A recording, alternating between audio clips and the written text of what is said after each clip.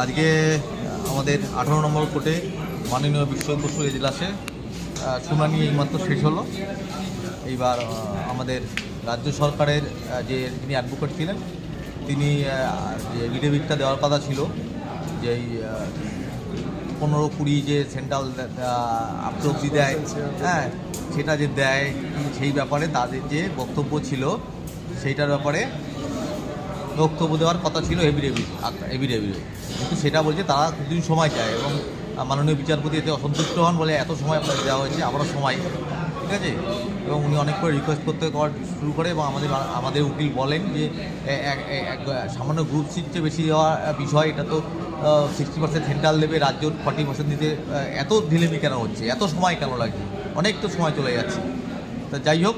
মাননীয় বিচারপতি বললো ঠিক আছে, আমি 17 তারিখ একদম ফিক্সড ম্যাটার করছি, আগামী 17 জানুয়ারি কেসটা ফিক্সড ম্যাটার, ওই দিন আবার শুনানি হবে। আর সবার কাছে অনুরোধ, টাকা পয়সা কেউ একদমই পাঠাচ্ছেন না গত মাস দুয়েক ধরে, হ্যাঁ টাকা পয়সা পাঠালে ভালো হয়, কারণ ধরুন আজকেই ধরুন টাকা গেল, আবার 17 তারিখটা লাগবে, সুতরাং সেটাও একটু দেখবেন, কারণ লড়াইটা করতে গেলে শুধু আমরা শ্রম দেবো, কিন্তু তার সঙ্গে তো অর্থটাও লাগবে, অর্থ এবং শ্রম দুটোই লাগবে।